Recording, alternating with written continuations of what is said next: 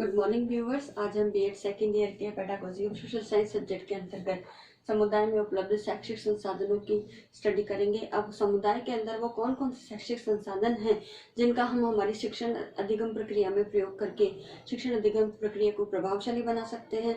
बालक को वास्तविक और प्रत्यक्ष ज्ञान प्रदान करके उनको करके सीखे के जो सिद्धांत हैं, लर्निंग बाय डूइंग, इस मनोवैज्ञानिक सिद्धांतों का पालन करते हुए उन्हें वास्तविक ज्ञान प्रदान कर सकते हैं। उनमें निरीक्षण और अवलोकन की जो शक्ति है उसका विकास कर सकते हैं, ताकि जो ज्ञान प्रदान हो सोशल साइंस सब्जेक्ट के अंतर्गत वो वास्तविक, प्रत्यक्ष और अनुभव आधारित हो। और जो अनुभव पे आधारित ज्ञान होता है वो हमेशा स्थायी ज्ञान प्राप्त होता है। तो समुदाय में जो शैक्षिक संसाधन है उसमें सबसे पहला संसाधन है हमारे ऐतिहासिक स्थान।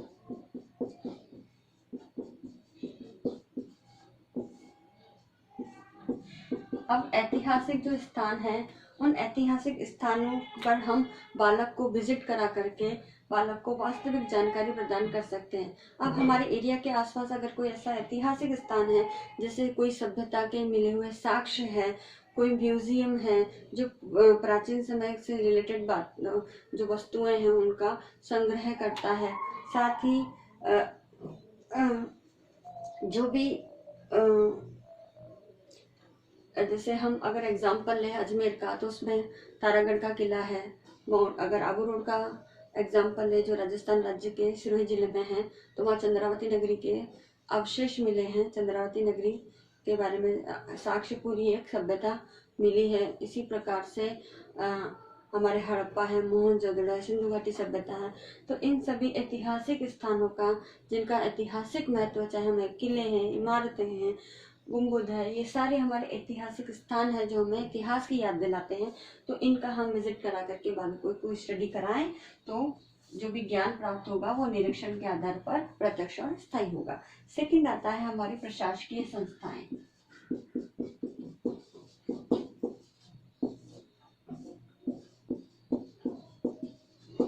अब प्रशासकीय संस्थाओं में जैसे हमारे नगर पालिका है, नगर परिषद है, ग्राम पंचायत है, न्यायालय है, हमारे वित्तीय प्रशासन है, हमारे जो भी प्रशासन से जुड़ी हुई बॉडीज हैं, हम उनकी कार्यप्रणाली, उनके गठन, उनके अंदर जो भी सदस्यों की संख्या है, उनका वास्तविक ज्ञान उन स्थानों पर ले जाकर के कराएं तो ज़्यादा यूजफुल रहेगा। और बालक प्रत्यक्ष देखे हुए ज्ञान के आधार पर जब ज्ञान प्राप्त करेगा, अधिगम करेगा, तो वो ज़्यादा स्थायी होगा। तो इस प्रकार उनकी प्रायोगिक जानकारी प्रदान की जानी चाहिए और उन प्रायोगिक जानकारी के आधार पर उन्हें जो शैक्षिक संसाधन है जो हमारे स्थानीय वातावरण में उपलब्ध है उनका यूज करना चाहिए, ताकि ज्ञान प्रदान करने की प्रक्रिया में शिक्षण अधिगम प्रक्रिया प्रभावशाली बन सके। नेक्स्ट आता है स्थानीय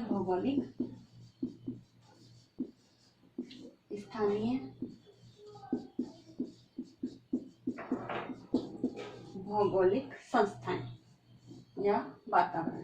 तो स्थानीय भौगोलिक जो वातावरण है, स्थानीय भौगोलिक वातावरण यानी विद्यालय के आसपास की जो स्थिति है बालक को उससे अवगत कराया जाए।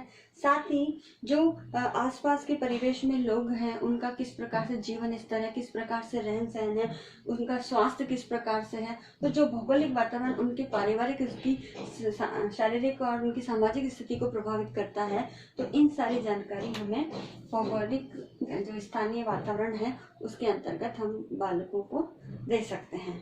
साथ ही हमारा जो प्राकृतिक वातावरण है, अब प्राकृतिक वातावरण में हमारे जो वन्य जीव प्रजातियां हैं, हमारा जो वातावरण है, प्राकृतिक संसाधन है जिसमें खनिज है, लोहा है, तांबा है, हमारे अन्य ऐसी विलुप्त होने वाली प्रजातियां हैं, तो उन सब जो वन्य जीव इनके संरक्षण है, तो इससे रिलेटेड अगर कोई भी जानकारी जो स्थानीय स्तर पर उपलब्ध हो, हमें बालकों को उदाहरण के माध्यम से, दृष्टांत के माध्यम से और विजिट करा करके शैक्षिक भ्रमण के माध्यम से देनी चाहिए। इसके पश्चात आता है हमारी सार्वजनिक शिक्षा संस्थाएं।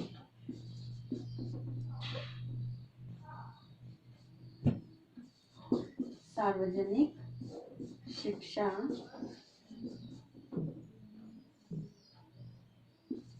संस्थाएं। अब सार्वजनिक शिक्षा संस्थाओं के अंदर जैसे हमारे पोस्ट ऑफिस है, अस्पताल है, हमारा जल विभाग है, हमारा जो अभियांत्रिकी बिजली विभाग है, और इसके साथ ही टेलीग्राम ऑफिस है, बैंक है, तो ये हमारी सार्वजनिक शिक्षा संस्थाओं के अंतर्गत आती है। तो इन सब की भी जानकारी हमें इनके अंदर, इनकी कार्य प्रणाली, इनका किस प्रकार से सिलेक्शन होता है, क्या क्या निर्धारित योग्यताएं चाहिए, किस प्रकार से इनकी जो भी उत्पादन है वो किया जाता है। अगर छोटी कोई औद्योगिक इकाई भी अगर आसपास के एरिया में है तो आप उसकी स्टडी वहाँ इन संसाधनों के लोगों को या तो आप विद्यालय में बुला सकते हैं कार्य प्रणाली को समझाने के लिए, या फिर आप शैक्षिक भ्रमण के माध्यम से भी इसका ज्ञान प्रदान कर सकते हैं। नेक्स्ट आता है चिड़ियाघर। अब चिड़ियाघर के अंदर भी जो हमारे प्राकृतिक वातावरण, हमें एक नेचुरल वातावरण प्रदान करता है, साथ ही वहाँ वन्य जीव प्रजातियों का संरक्षण भी किया जाता है, उनकी पीढ़ियों का विकास भी किया जाता है जो लुप्त प्राय हो रही है, और बच्चे उनको वास्तविक रूप से देख सके कि वो कैसे होते हैं, उनके प्रति दया, करुणा, प्रेम और सहानुभूति का भाव विकसित हो सके। तो अपने आसपास के वातावरण में अगर चिड़ियाघर है तो बालकों को प्राथमिक और उच्च प्राथमिक स्तर पर तो अवश्य ही इस ऐसे प्लेस को विजिट कराना चाहिए, ताकि बालकों में वो जो प्राकृतिक वातावरण के प्रति संरक्षण का भाव है वो विकसित हो सके, उनके प्रकृति के प्रति प्रेम और लगाव, उनके प्रति सहानुभूति की भावना का विकास हो सके। तो इस प्रकार इन शैक्षिक संसाधनों का उपयोग करना चाहिए। नेक्स्ट है विभिन्न प्रकार के औद्योगिक केंद्र।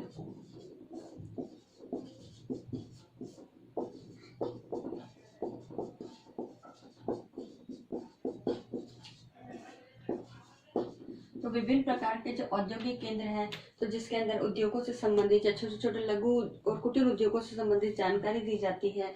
जैसे इसके लिए गवर्नमेंट फंड भी देती है और सहायता भी देती है। जो भी इनकी ट्रेनिंग अगर इसमें लेना चाहे, जैसे हमारे प्रधानमंत्री कौशल योजना के तहत बहुत सारे ऐसे छोटे छोटे प्रशिक्षण के लिए ऐसे केंद्र स्थापित किए गए हैं, तो बालकों को उन केंद्रों पर ले जाकर के उनकी कार्य प्रणाली किस प्रकार से, उनका किस प्रकार से बेनिफिट होता है, भविष्य में जाकर के वो किस प्रकार से उन्हें रोजगार के अवसरों के रूप में भी उसे ले सकते हैं।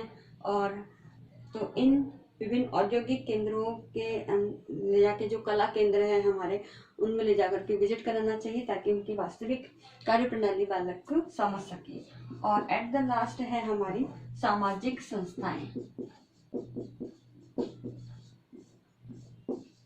अब हमारी सामाजिक संस्थाएं हैं, तो सामाजिक संस्थाओं के अंतर्गत हमारे परिवार है, हमारे समाज है, हमारे सामुदायिक केंद्र हैं, हमारी परंपराएं हैं, रीति रिवाज है, छोटे छोटे समुदाय हैं, और इस प्रकार की लोक रीतियां हैं हमारी। तो ये हमारी सामाजिक संस्थाएं हैं।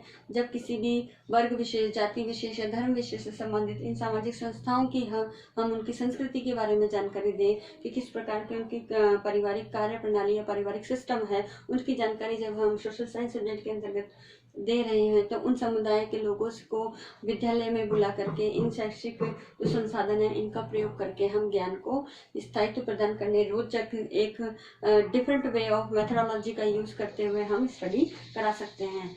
तो समुदाय में उपलब्ध जो भी शैक्षिक संसाधन है उनका हम सोशल साइंस सब्जेक्ट के अंतर्गत यूज कर सकते हैं। तो ये सारे वो संसाधन है जिनका प्रयोग करके हम हमारे सोशल साइंस सब्जेक्ट के अंतर्गत बालकों की रुचि उत्पन्न कर सकते हैं। विषय के प्रति जो एक गहनता और गंभीरता वाली स्थिति है, जो आगे जाके सोशल साइंस सब्जेक्ट के अंतर्गत या समाज के अंतर्गत बालक को एक अच्छा नागरिक, उसमें सामाजिक गुणों का विकास कर सके, तो इस प्रकार का एक आदर्शवान और चरित्रवान नागरिक बना सके, समाज के अंदर, देश के अंदर जो अपना एक अभूतपूर्व योगदान दे सके, ऐसा बालक निर्मित कर सकते हैं। तो आज के इस पेपर में जो असाइनमेंट है, उस असाइनमेंट के अंदर हम एक क्वेश्चन आपको देते हैं। इसके अनुसार समुदाय में उपलब्ध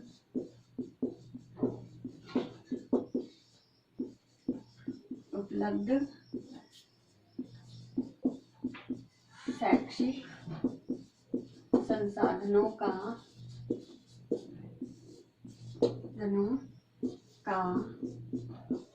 उल्लेख